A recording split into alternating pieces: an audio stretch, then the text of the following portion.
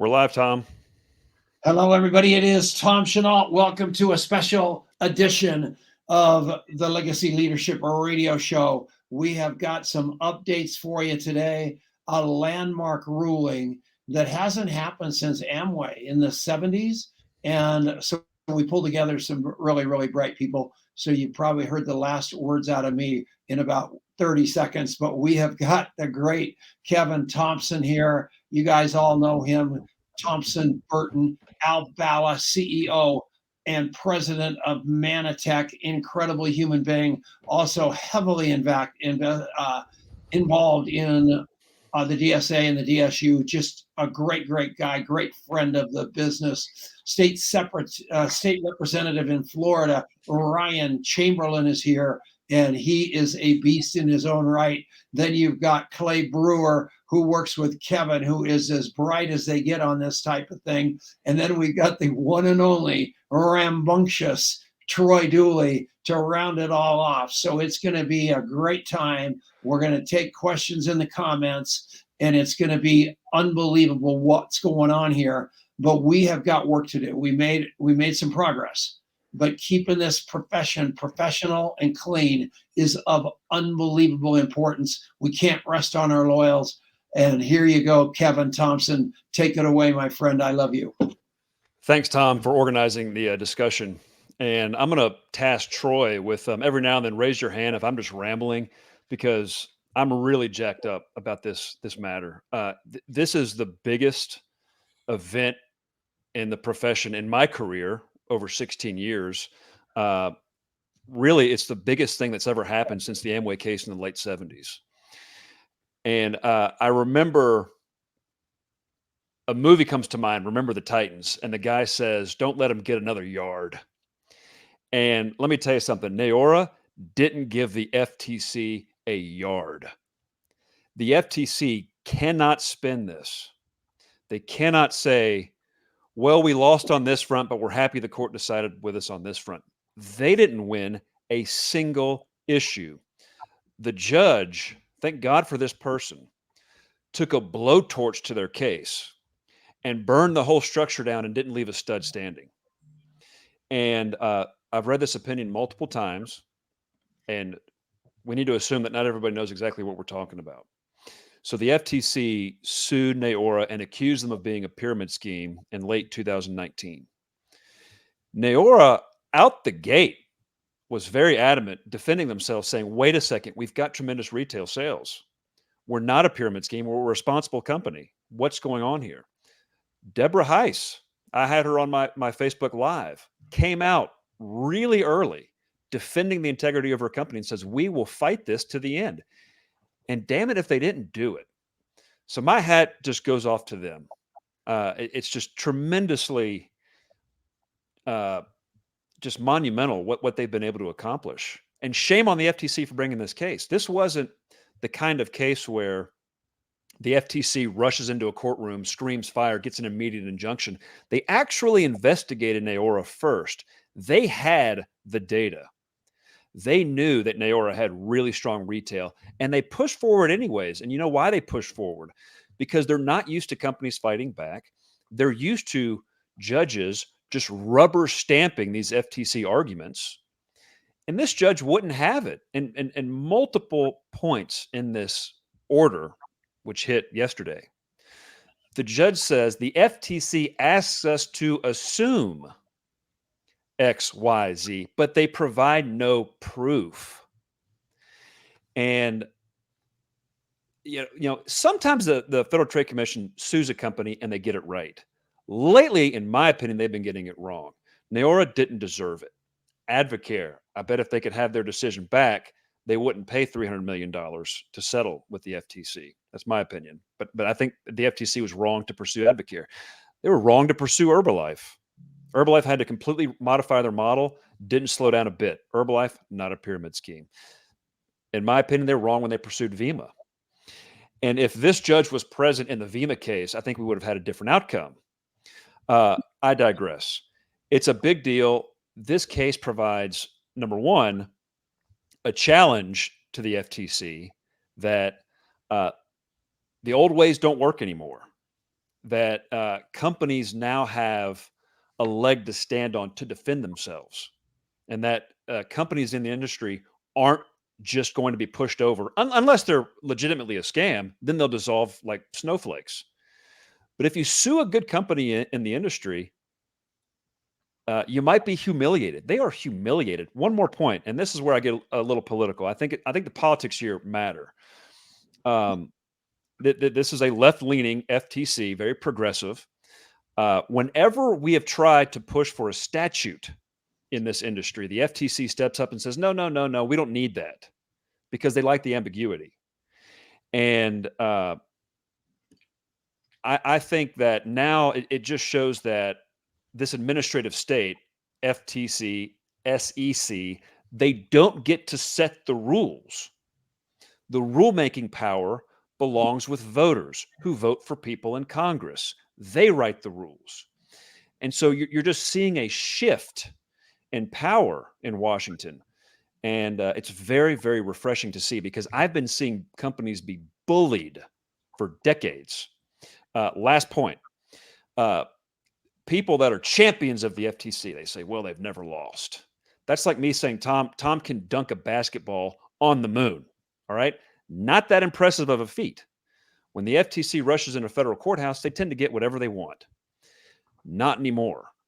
And I think it represents a new era in the profession. Kevin, quick question. Really, it's a clarification for people watching.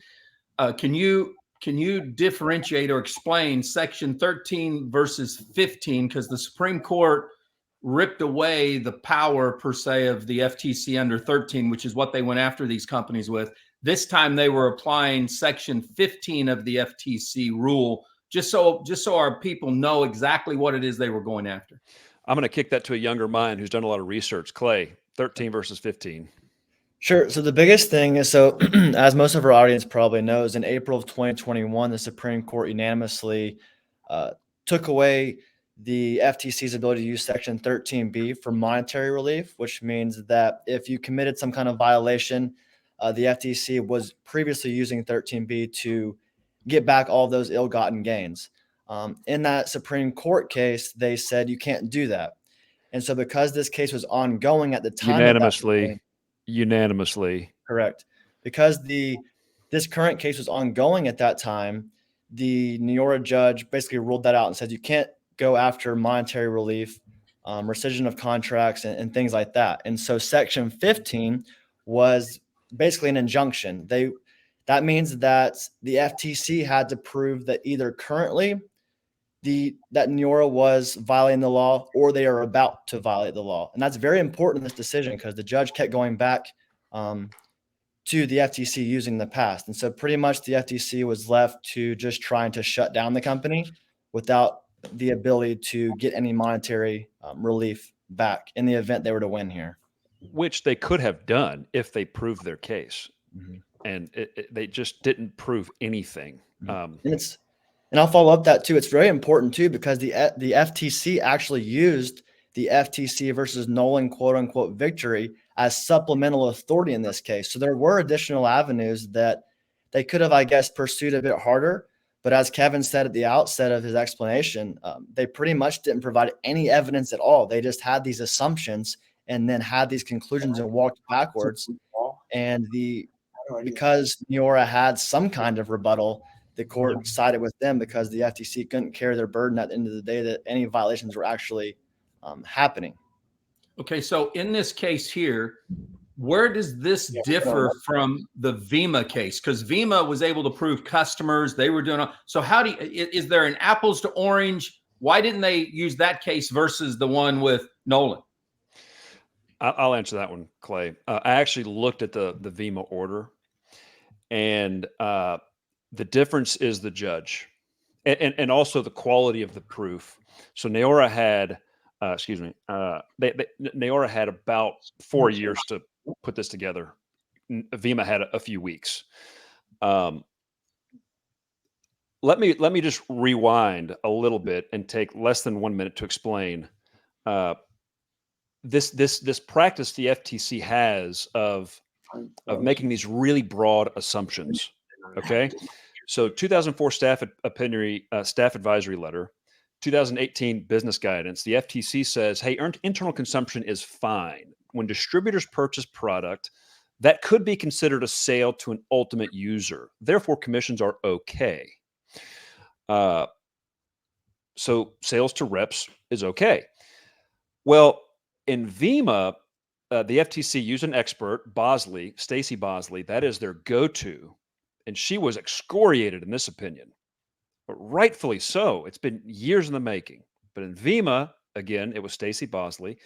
She says, well, if you're a distributor, that volume can't count as sales to ultimate users. We have to assume we can't discern their motivation. Even though VEMA was able to say, look, people are buying under the minimum volume amounts. Let's say it's a 100-point requirement. They're buying 80. They're not buying to qualify. Court didn't care, right? It was a very lazy court. It said, no, volume to affiliates, that we're not going to count that. We're only going to look at retail. All right. That was the issue in VEMA.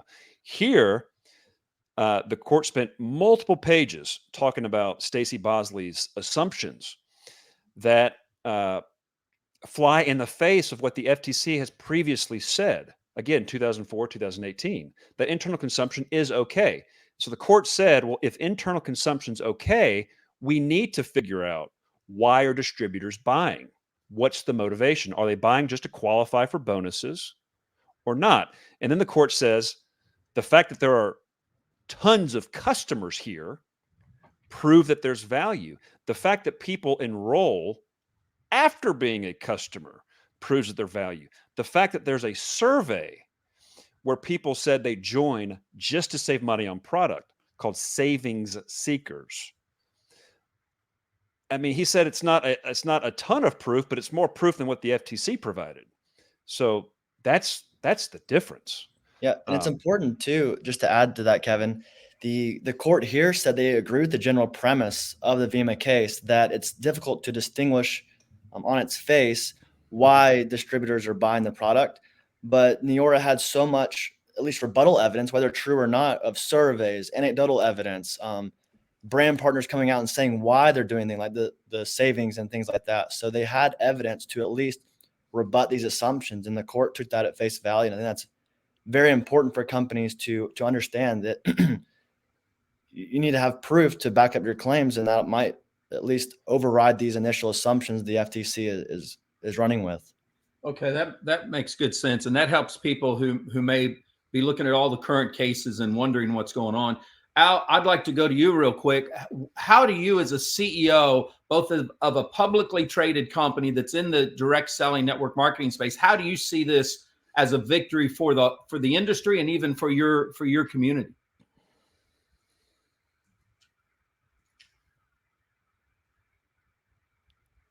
Al is speechless. Thank you, Troy.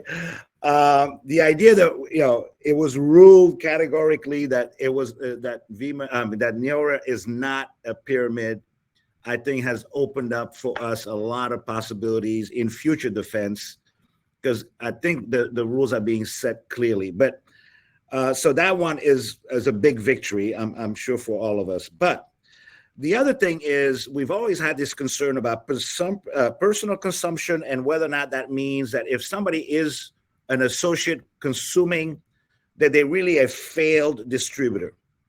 And I think this ruling says that it's not the case. The court was unwilling to assume that distributors who don't earn commission are automatically failed business builders.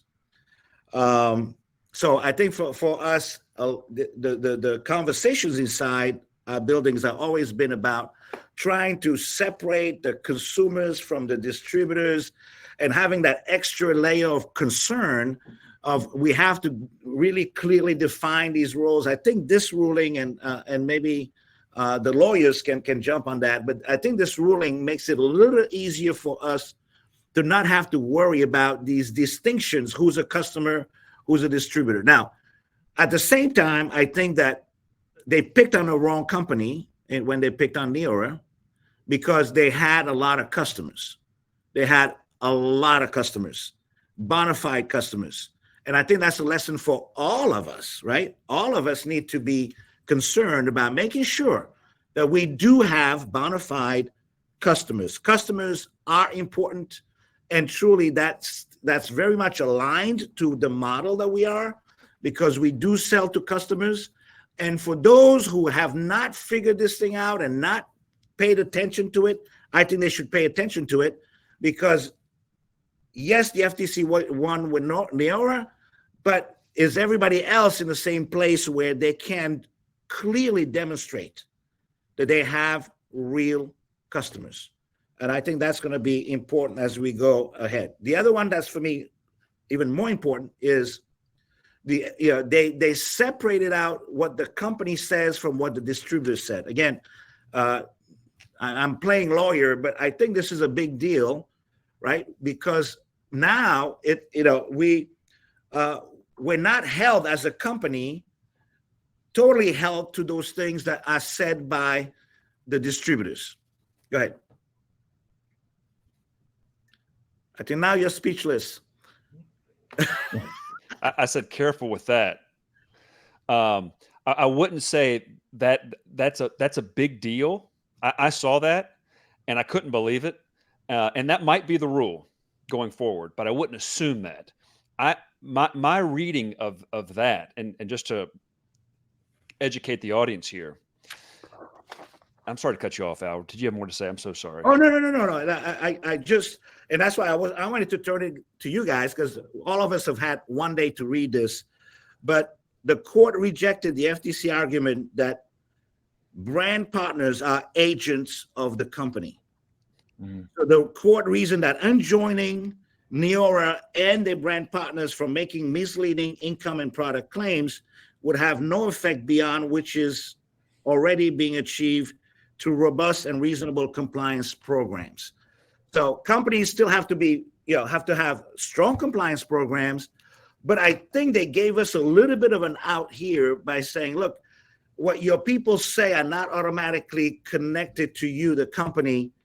So I don't know if we're reading it wrong, but I think that for me is a very important distinction as well, and certainly very important for companies when we look at this. Because in the past, distributors or brand partners were automatically assumed to be the voice of the company and agents of the company when they're not. And if the company is doing the best job they can to say all the right things, it sounds like the judge ruled with us on the fact that we can't control all of these people. We need to have a strong compliance program. We need to enforce it. We need to do all the right things, but they're still independent contractors who get to say things, and we can't be held liable always for those things that are being said. And I don't know if that's correct. I mean, that's, again, I'll turn it over to the lawyers, but it's correct. That was a big point for me. You're right. Yeah.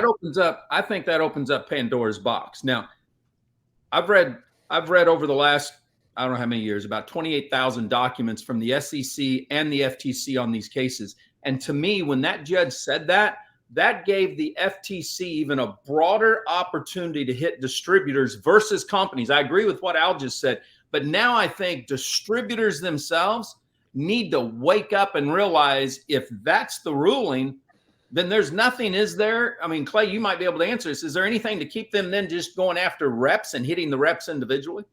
No, I think we have a great example in the doTERRA case as well, where the DOJ, obviously it was COVID claims. There was a special statute that's since now expired, but they went after 3 reps of that company. And I have not been able to find, unless it was sealed or something, any action against doTERRA itself. So that's extremely important and puts any distributor on notice. So I think it's a great distinction to make, but it's not a panacea. It kind of just adds additional hurdles to be aware of. So Ryan, let me ask you before we go back to Kevin, from someone who has spent their life in the industry, their adult life, and now is in politics representing the state of Florida, what do you see this?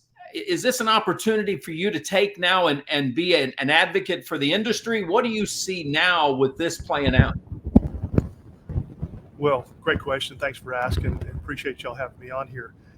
Kevin kicked off with a statement, shame on the FTC.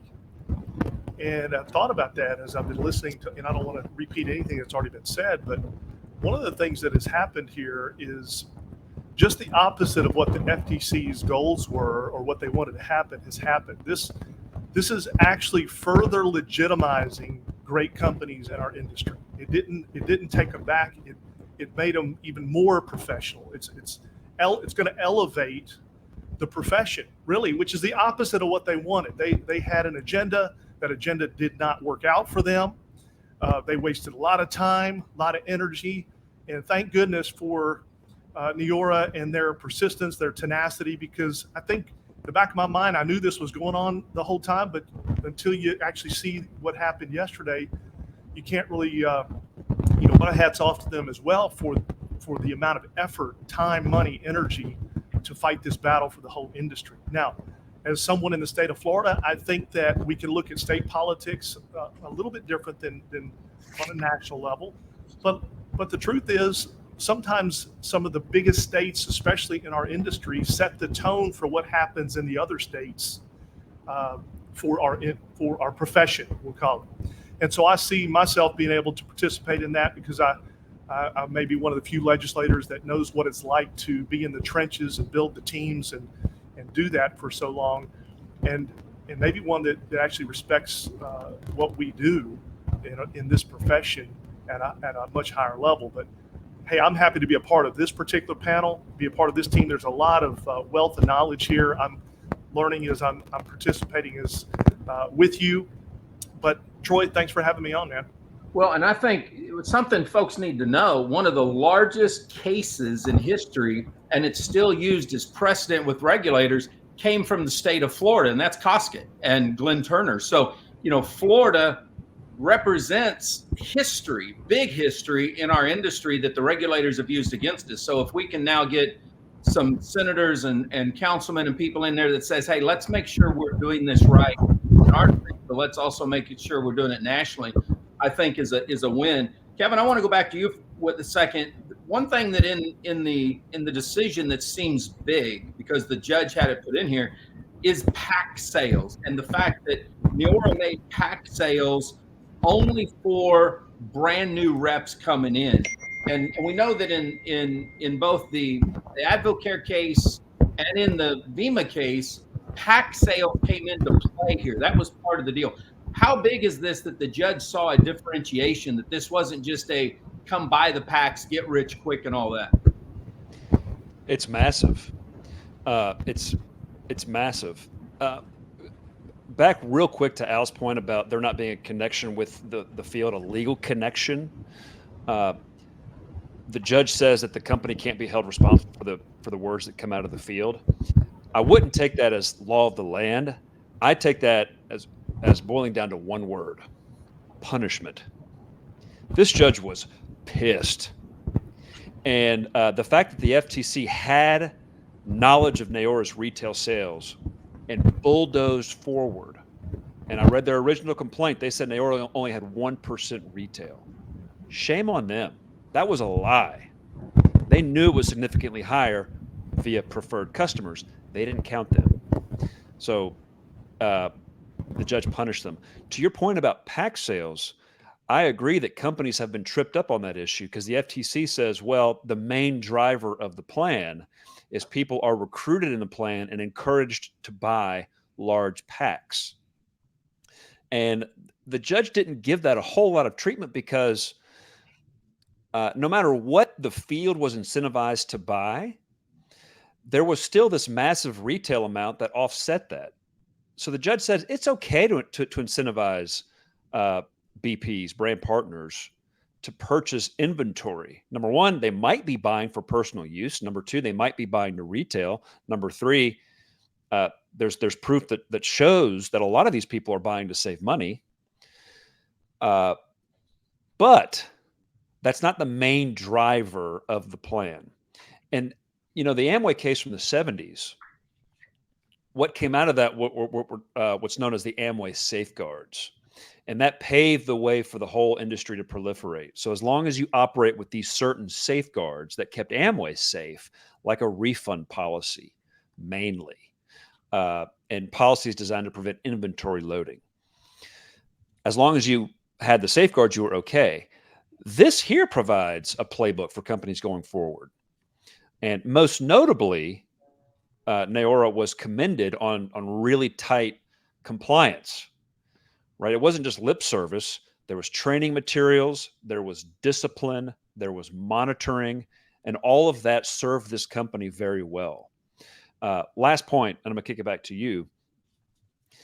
The FTC, Ryan said this. They did have an agenda, and let's remember that's part of the executive branch. They don't get to make the law, but they had an agenda, and their agenda is they're trying to shoehorn companies into 1-level or 2-level plans, like they did with Advocare. VEMA, they didn't do that. Okay, VEMA 2014, they said, hey, if you have 50% retail sales, you're fine. Well, you know what happened? VEMA didn't die.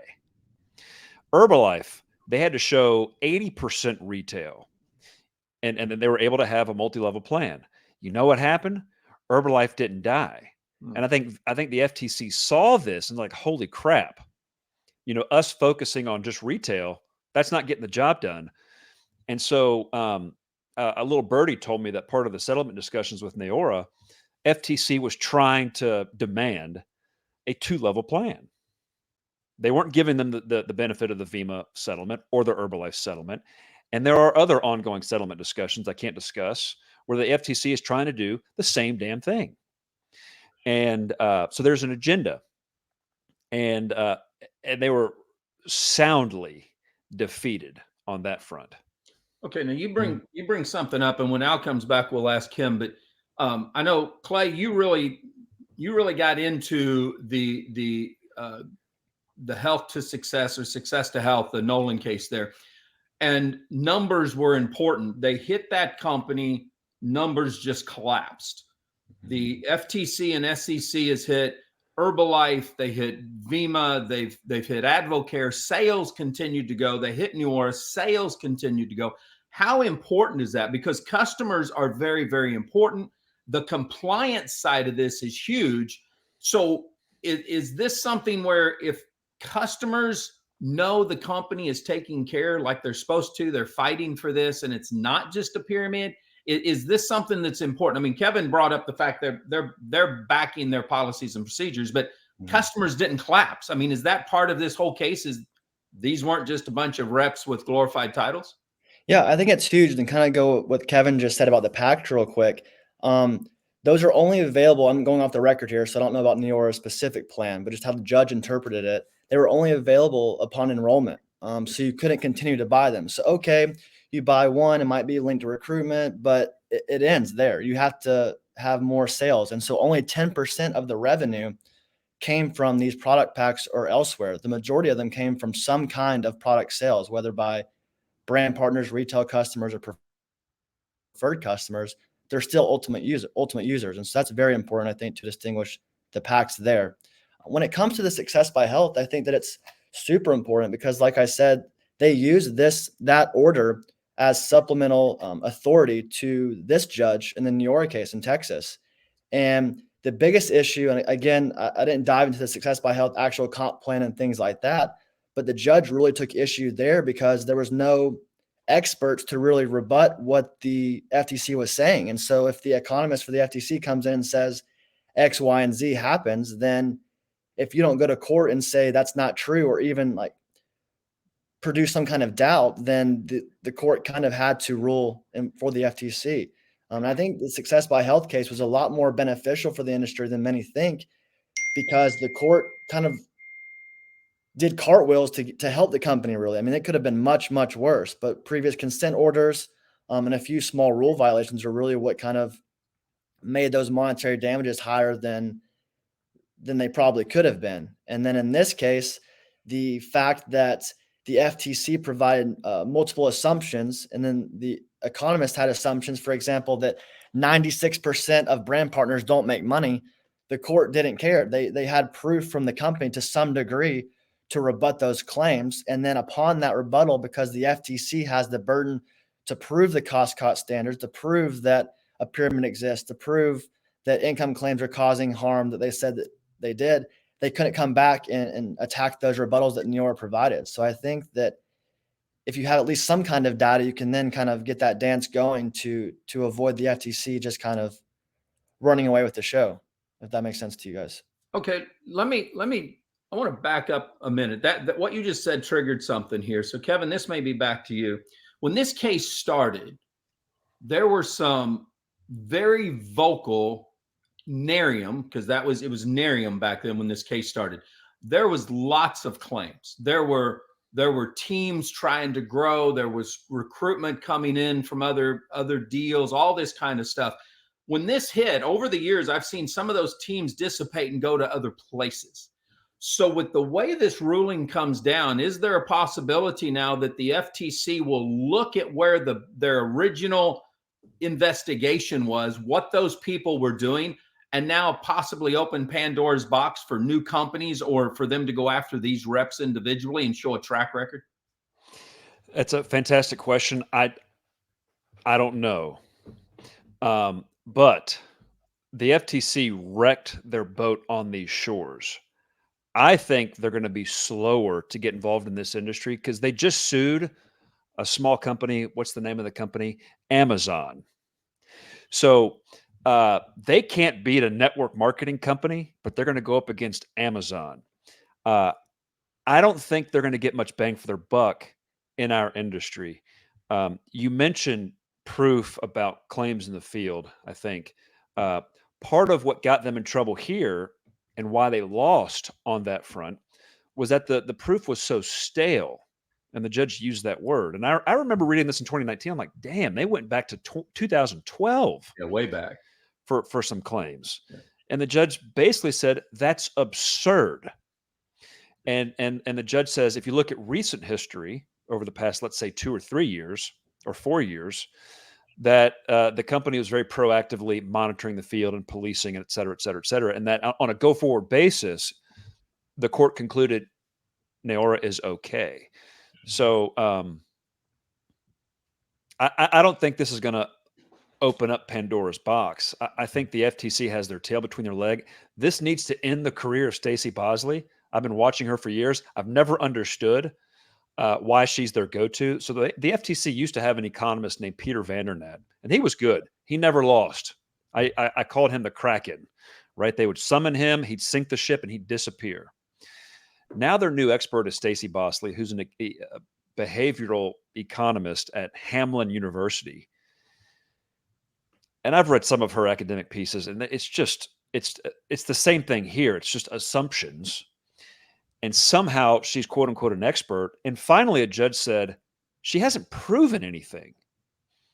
So the FTC needs to really rethink their strategy when suing a network marketing company. Number one, they need clear proof. They can't just assume that all distributor purchases are for the business opportunity. They cannot do that.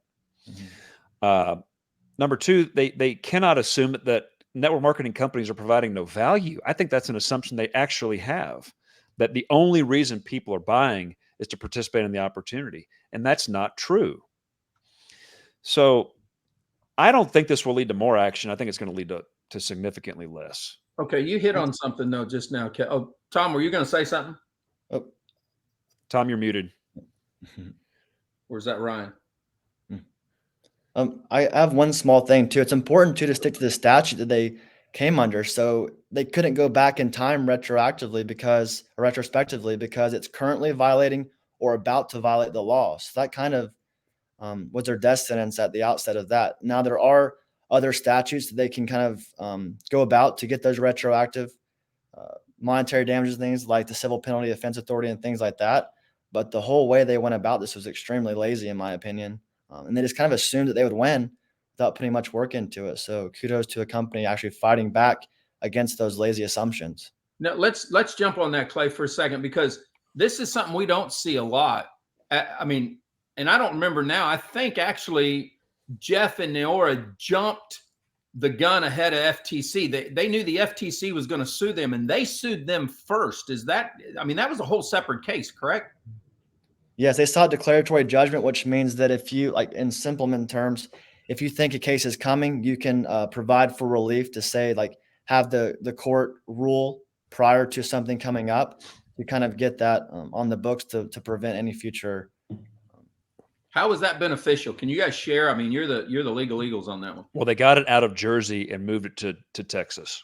That's Okay. huge. That was the biggest part of that one. Yeah, the FTC was trying to sue them in a very friendly forum. And Neora says, wait a second, we're based out of Dallas. This is stupid. It needs to be here. And it was. And again, brilliant lawyering. They did well. Okay, I want to go back. I want to go to the comp plan here in just a second because that's mentioned substantial in here. But I want to go back to the policies and procedures. I think most of the people watching this know that I really have a passion to making sure policies and procedures are balanced. And I think a lot of times companies, this is why I wish Al was still with us, companies are overzealous at just ripping away the distributorships as if they were really the owner of those distributorships, and the distributors are employees, and they're not. We know that they're independent contractors, but the way these are written, it gives the company complete control a lot of times the way these are written. But in this case here, Neora didn't just use that to terminate reps. They were actively policing and educating their people, which in this case was a benefit to the whole distributorship because they have a reference of that. Would you agree with that, gentlemen? 100%. I think a lot of credit goes to Jeff Olson and his organization for keeping people in the boat. And I think if Neora was a violent company that made a habit of suing and bullying distributors, the thing would have dissolved. But they stuck with him. I think suing distributors as a way to fencing people in doesn't work. And so sadly, you still see it. I mean, there's still companies that are bad at math. They spend the money. They'll spend $50,000 to save $10,000. I think when there's conflict with the company in the field, it's like a civil war, and it makes regulatory action more likely. And if regulatory action hits, it makes the field dispersing more likely. They're not going to take bullets for a general they don't trust. No, that's a fact, 100% on that one, and I think we see that. Let's go to the comp plan, and all of you guys have been part of companies. We all have at one time or another, except maybe Clay, don't know on that one. But this comp plan was volume based. They had a small entry fee of $20, and then they gave the opportunity that you could buy a pack to help you build your business. But then everything was driven from volume of sales. Now, how important is that? Even prior to this case, but I think even with the Nolan case, there was some issues there. But some of these new companies, it's a little bit weird on where compensation comes from. Is it from memberships? A customer is a member. Retail sales maybe very little. Share your expertise on how this compensation plan also helped to play into the judge's decision versus maybe some that you guys have seen lately. Clay, do you want to take that? Yeah, I think the biggest issue companies have is focusing very facially and explicitly on recruitment.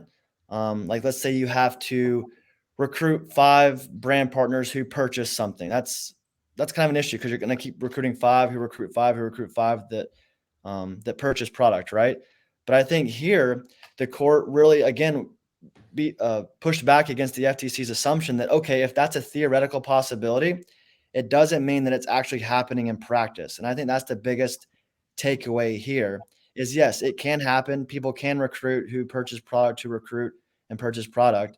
But if you have individuals who aren't even part of the compensation plan, so it was a massive amount were preferred customers here, they literally cannot recruit and earn money. So how are those sales being driven by recruitment? And I think Neora did a great job on actually having those numbers to present. Again, at the outset, the FTC didn't like the preferred customer valuation, but the court kind of called their bluff there and said, these are sales because they can't earn money. You take away the compensation plan and the product is still flowing. The commissions are still flowing. I think that's really the biggest takeaway here. Agreed. Yeah. Neora did a great job segmenting their data. So having a preferred customer category was pivotal here. The FTC in its complaint said that Neora brand partners could qualify by getting on AutoShip. Let's say it's 80 points, or they could have 120 preferred customer points. And they used that fact against Neora, saying that it's a disincentive for retail, right? They clearly want people just to sign up on auto ship. That's an easier way to qualify. Well, Neora had proof. Their expert said, I'm reading here, page 40. Dr. Van Dale, this Neora's expert, calculated that in 21 of the brand partners who received commissions, 76% of them qualified as active with PC volume alone, preferred customer volume alone. So the point is, yeah, the FTC said that, Neora set up their program to encourage auto ships. Well, the data is crystal clear. That's not what happened, as Clay said, in practice. So companies need to make sure that they have companies need to make sure that people that want to buy product and they don't want to build, that there's a path for them short of joining, right? Preferred customer programs are key. And the reality is, and this is what really shocks regulators and also critics alike. It's not that hard for a company to generate 50% of revenue from retail, right? That's one customer per rep. That's it. Just one. So the FTC needs to go back to the drawing board. Yeah. Well, go ahead, Clay. And the court said they're not going to just look at the compensation plan. They're going to look at how it operates in practice, the internal structures, the marketing materials, everything. And so that's really important too. That theoretically, it might be able to do X, Y, and Z. There needs to be data to prove that it doesn't. And that's kind of, you're already above well, you're right. The data showed that. But even in the judge's deal, he said they weren't even able, the FTC wasn't even able to substantiate the first two prongs of the Koskett case to show a pyramid. So, it was like he saw this day one almost, that this is, why are we wasting our time? Really seemed what the judge was getting at after all this. I'm going to interject something if y'all don't mind. Please do, Ryan. Please. No, do. I've enjoyed this very much. I've got a page full of notes on things, but I'm just sitting here observing and paying attention to the fact how, what an example of how the government is stepping in, trying to fix a problem that doesn't exist, and how, as CEOs of great companies all across our profession, how we really have to look at, we have to be aware that sometimes we overcorrect things that, we're trying to fix a problem we think is a big problem, but it's really only 1 or 2% of the company that's causing that problem. And certainly if that 1 or 2% of that company is causing the problem, we need to deal with it, but we don't need to disrupt the other 98% of the process. And this is just a great example of how people that are focused on regulation and squashing the 1 or 2% can attempt to mess it up for the 98%. We're very fortunate this backfired on the FTC, and it set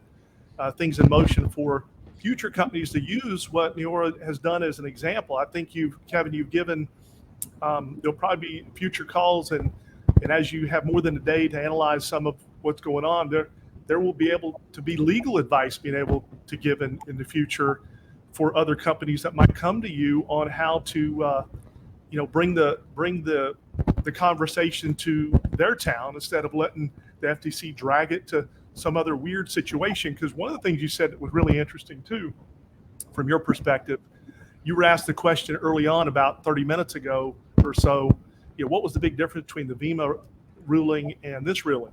And I thought your answer was very straight to the point. The judge. And so it does matter who's looking at these particular cases.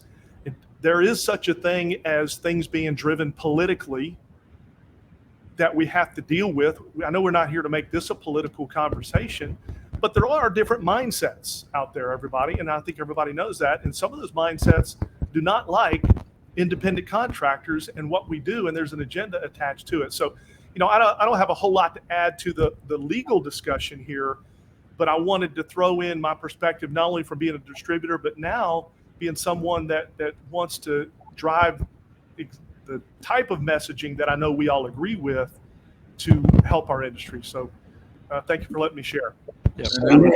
You're a state rep down in Florida, and we can't thank you enough for being a 25-year, 8-figure earner in this profession. And you told us that you've been talking to Ron DeSantis on quite a few bases, quite a lot. And Al, before he got out of here, wanted to talk about how much McCarthy has helped him. And he's busier than heck right now. We've got some help out there, but we need more people in the political world embracing this profession. There's a guy out there running for U.S. Senate named Jonathan Emord, who's a big First Amendment attorney, and he's running in Virginia. And he's got major guts, and he would be phenomenal as a voice for us too. But those of you listening who know politicians who are friendly to our cause, mobilize, because this was a start. This is not the finish. This is a start. And we've got a little bit of momentum here, and we've got to stay professional, stay really, really good, and start wagging our tail a whole lot more, because people know we're out here, we're honest people, and they're not going to turn us into a bunch of people that are hiding our heads, our legs. So thank you so much, Ryan, and it really means a lot to us that you stepped up to the plate, ran for office, never hid what you did, and for a living. And I think you've done us a great service. So I just wanted to acknowledge that. Thank you. The politics matter in this discussion because Congress, it's no surprise, is dysfunctional. And absent clear legislation, what's happened over time is these agencies have accumulated a lot of power and discretion. And our industry has been at the whipping post for decades. And Clay, and my advice is not really going to change. We've been giving advice, but when a company is accused and the FTC gets to leverage really aggressive tactics, like going into a courtroom and getting an immediate injunction without even a hearing, there's just not much that they can do. And so now what's happening is it is a political discussion about the power of these agencies and how much power should they have, particularly with the SEC right now. With crypto, for example, the SEC regs were written in the early 1930s, and there's a lot of confusion on the subject. A lot of people own crypto, a lot of people want to trade it, and the SEC is really creating rules as it goes. And so it's a political discussion. And there are candidates out there that are seizing on this, like DeSantis. He's one of them. Vivek is another. I don't know where Trump stands on this, but these candidates are saying this is too much. We need to return power back to the voters. And finally, people are starting to recognize the FTC's been doing this for decades. We need to return this issue to the voters. Like, what is the law? There is no statute. And the DSA has tried to pass federal legislation that really would go, it wouldn't go 100% of preventing all fraud in the space, but it would go really far. And the FTC blocks it because they like having this discretion where they can sue a cryptocurrency pyramid scheme, and they can also sue a legitimate network marketing company like Neora. They like having that broad discretion. So we're walking in the midst in the mist here. Hoping that we don't get eaten by the lion. And it's refreshing to see, finally, a court says the FTC has the burden of proof, and they didn't meet it. And one more point. The FTC's track record, the current FTC, is not good. All right, they tried to block the Microsoft Activision deal, defeated. They were defeated 9-0 in the Supreme Court for their ability to get monetary relief, like Clay talked about. They've been doing that for decades, and the court said that's inappropriate. They got defeated here. So that this FTC has been aggressive, and thankfully, separation of powers, they've been checked. It would be great if we had some legislation. Let me say this too. We see a lot of critics out there, and then Tom, I'm gonna ask you a question as soon as I get done saying this.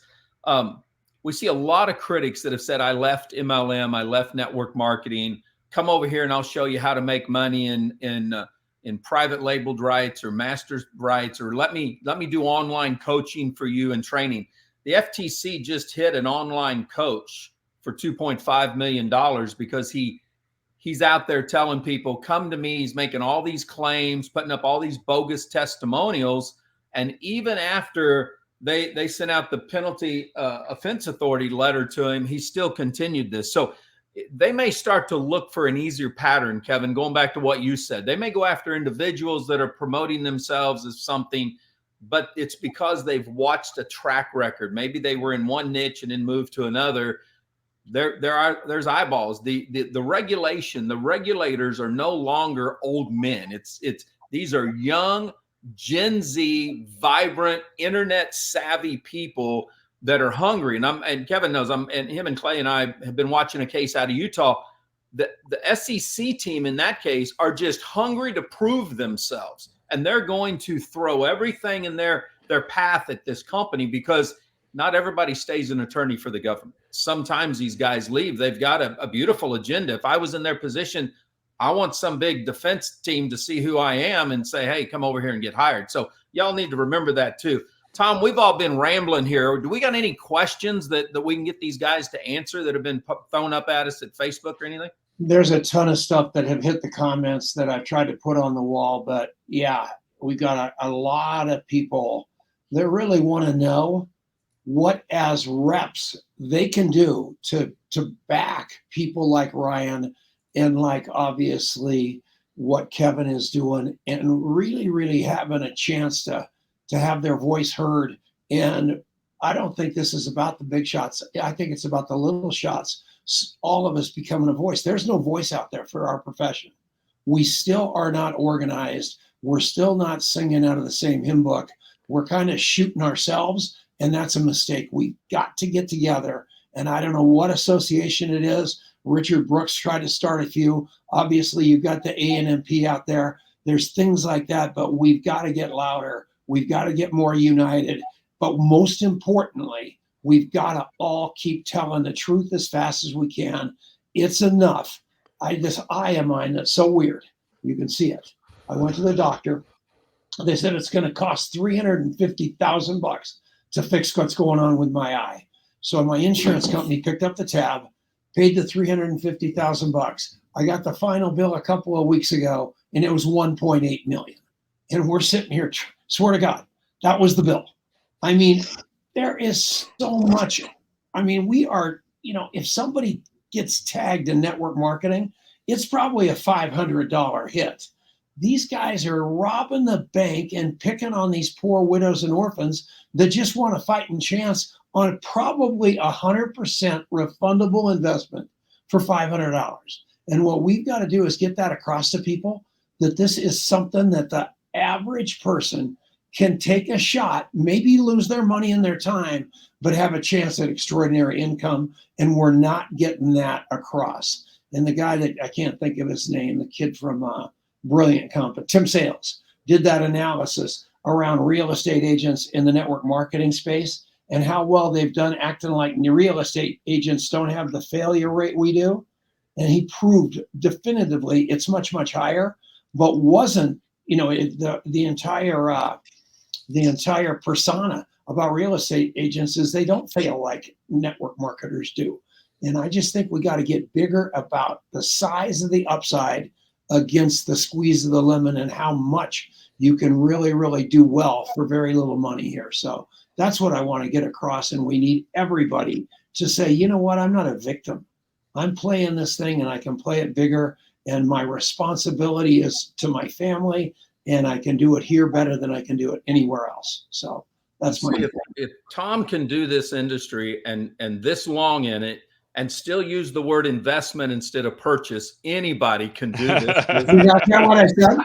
I don't have any idea what comes out of my mouth. Please scratch out, will you guys? Scratch oh my that. God. Yeah. We need Tom. We need a Tom disclaimer. Sorry, FTC, FTC. But you hit on something here. A lot of times the insiders in the industry want to call us haters.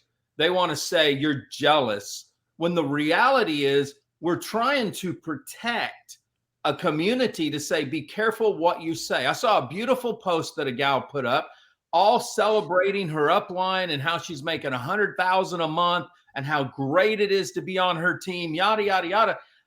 And And I wasn't going to say it publicly, but it's like, that's an indirect income claim. You just set yourself up to get nailed, because the average person in America is not going to make $100,000 a month, and they're going to go after you for that. And this is the type of education people need to understand: how to say what they can say, when they can say something, what they shouldn't say, and still grow. And that's why companies need the marketing team and the compliance team to work in tandem together to educate people, not to terminate people.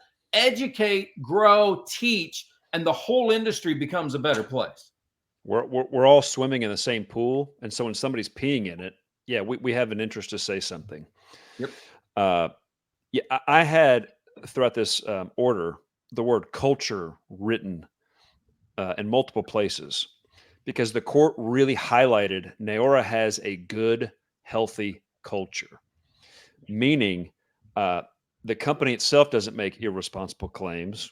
When the field makes claims, the company has an enforcement mechanism.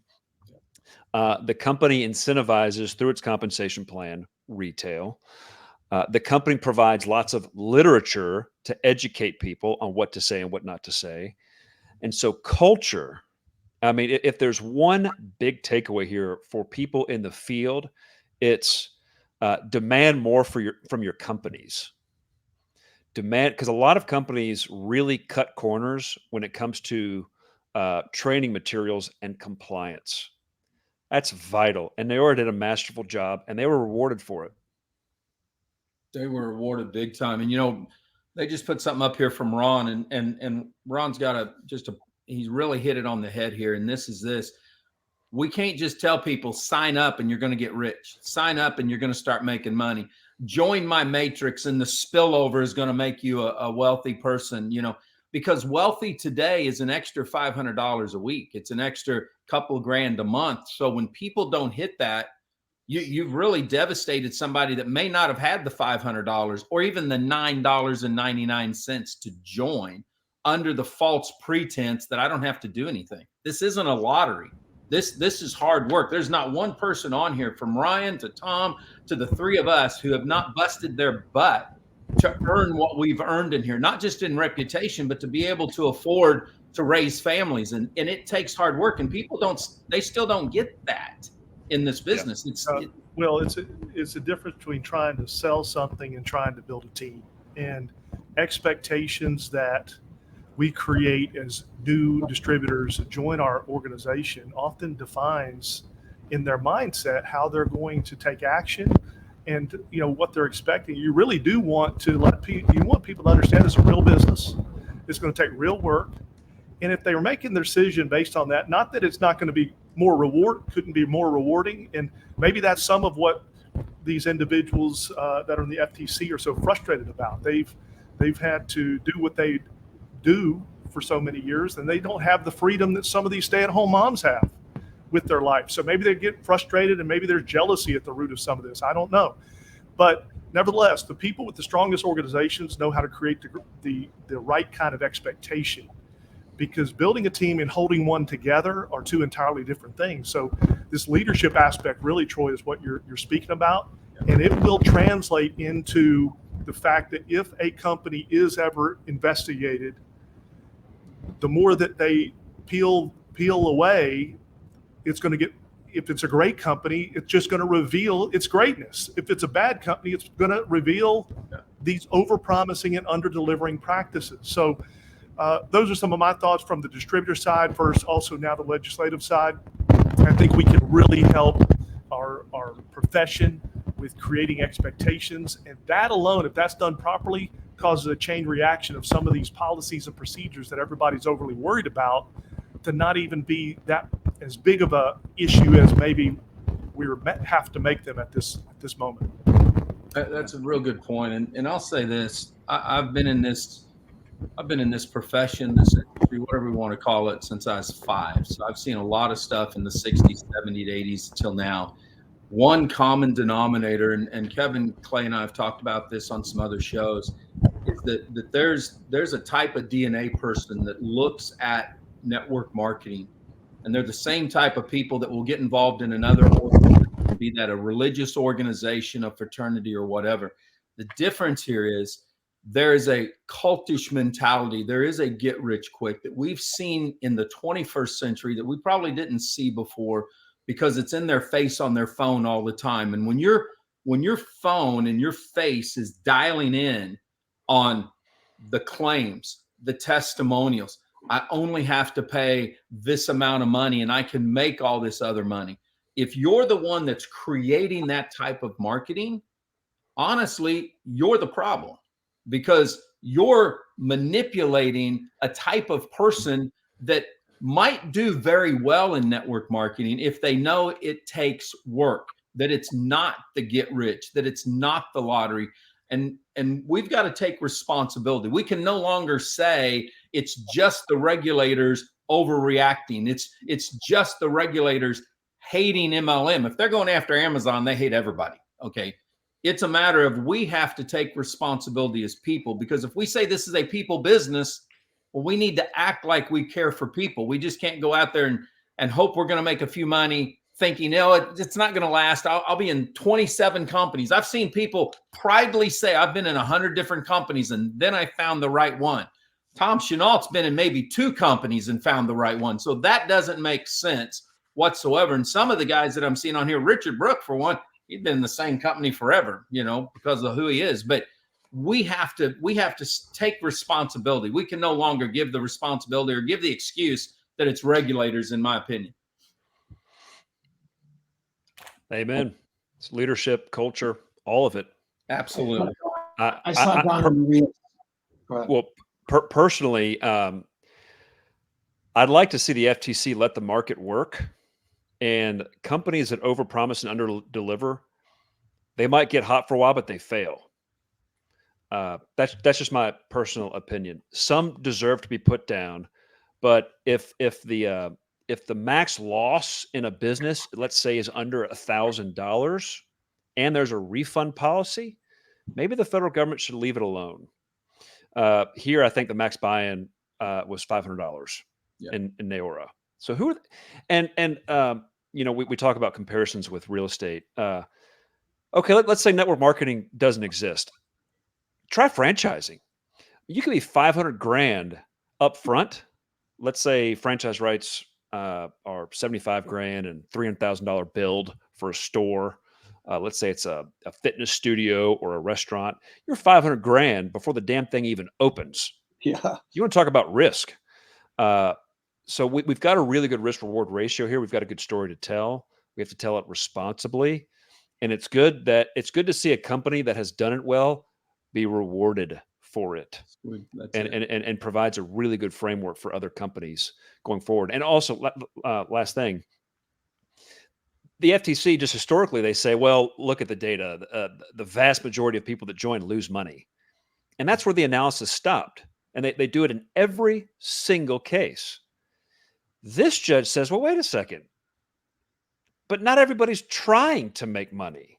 They join, but if they don't enroll somebody, or if they purchase less than the required amounts, clearly they're not trying to make money. And the judge says, you can't do that.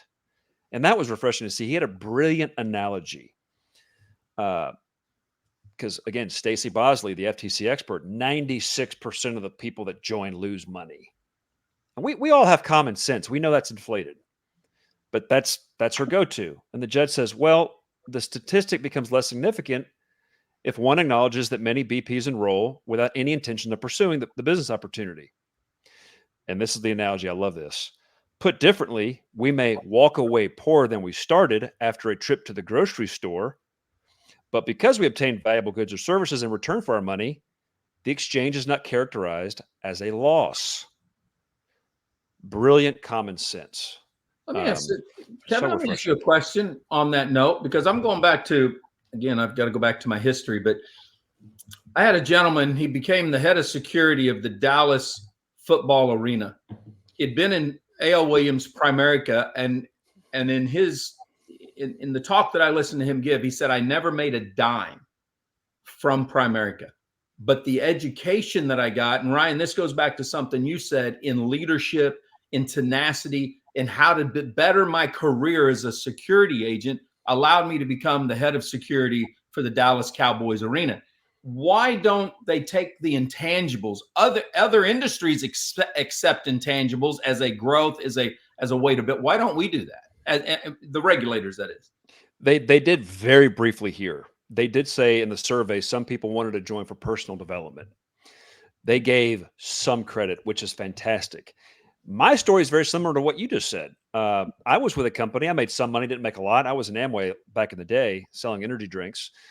But the personal development that I got from that experience largely shaped the success I have now.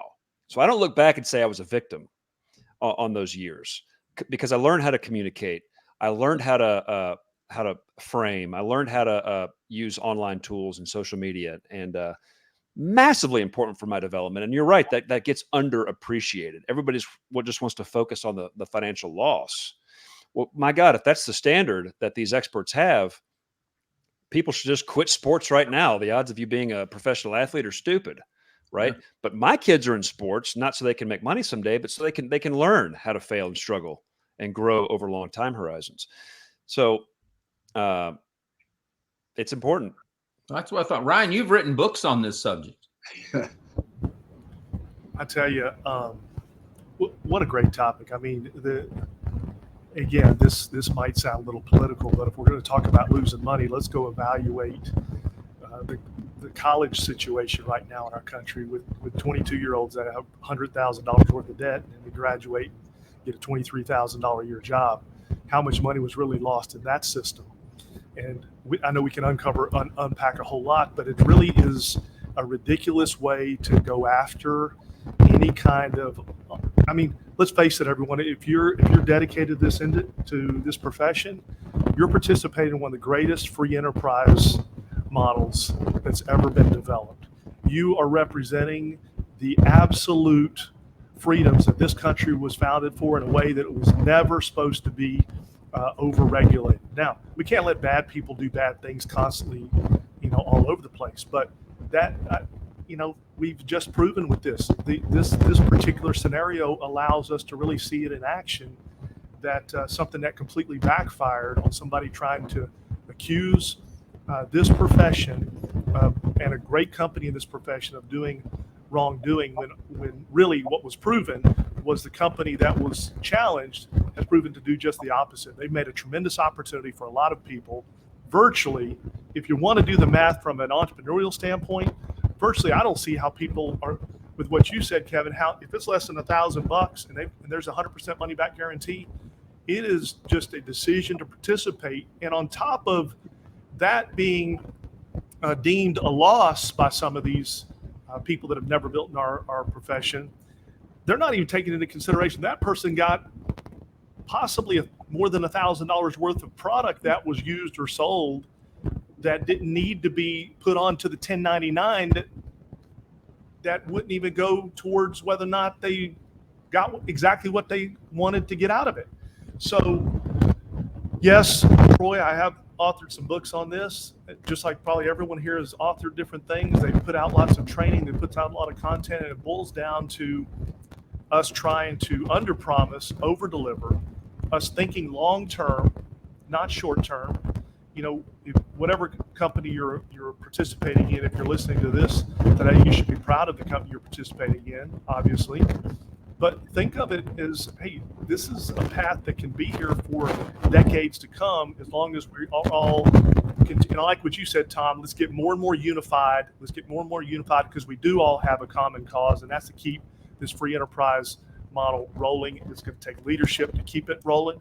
There is a political conversation, and we get to discuss a great thing that happened, but let's also keep continuing to give praises to the leaders over at Neora, because they weathered the storm, everybody. They went through the storm. What happened to them would shut a lot of companies down, period.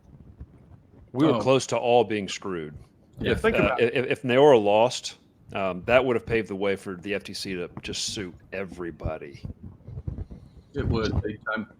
Big time. I want to say something on that. I just saw a comment from Donna Johnson. I'm going to use her as an example a minute, because I think sometimes reps need to understand something here. Network marketing is one avenue. You need to grow, you need to get your stability. But when I see somebody like Donna who stuck it out in the same company, that company went through all kinds of ownership change, bankruptcy, all this stuff. She stuck true to that a lot of that time as a single mom, but she diversified her asset holdings to where she was out here doing some other things to give herself security, to give herself financial stability, to be able to make sure that her daughters had something in the future. Every one of the old time networkers that were icons in this business did the same thing. I'm thinking of Kenny Trout, who owned Excel Communication, is one of the most successful horse owners in the business. His horses keep winning the Kentucky Derby. Make sure you're not just, well, that company didn't last. That it isn't the company. You need to be building your strategic portfolio at home. And Kevin and I have talked about this. Don't leave it up to somebody else. Don't throw your crypto, your investments in somebody else's hands. Grow. Started to say something I shouldn't say on public road here, but grow yourself up so that you can say, hey, I did this for my family. We learned something, we grow something. Don't keep blaming everybody else for your failures, even though your company leaves. You know, I've got a guy that's good in network marketing, but he yells all the time, the company owners failed me. How did you fail yourself? And I think that's the key here. Kevin, you see owners that way. They want to blame their reps when really they weren't taking care of business at home themselves. All the time. All the time. People that accept more responsibility tend to be more successful. Yep. Yeah. Thank goodness for Jeff Olson and his team. They held it together.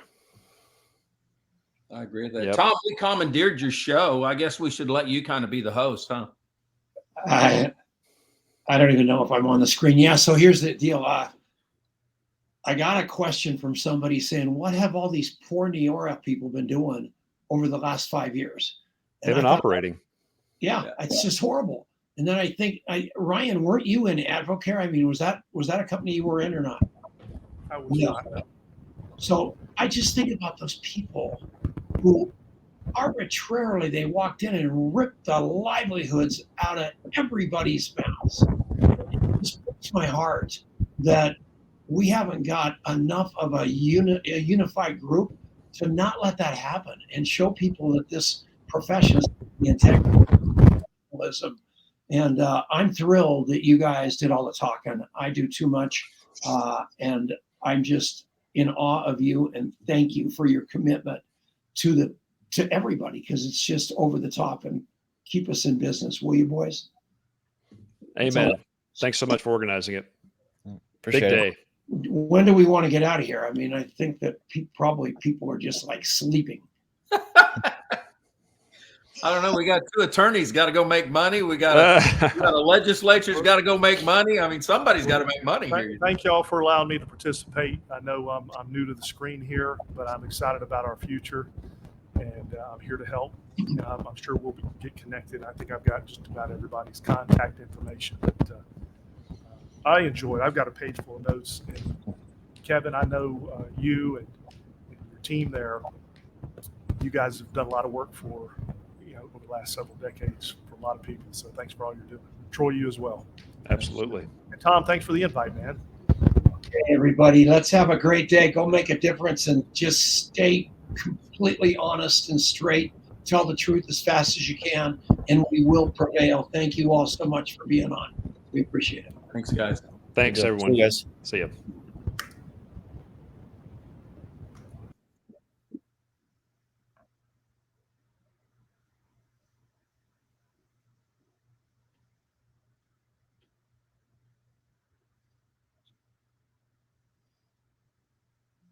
I have no idea if we're off the air or not. That's what I was gonna ask you a couple questions, but I didn't know if we were still on. I think we're still live. End stream.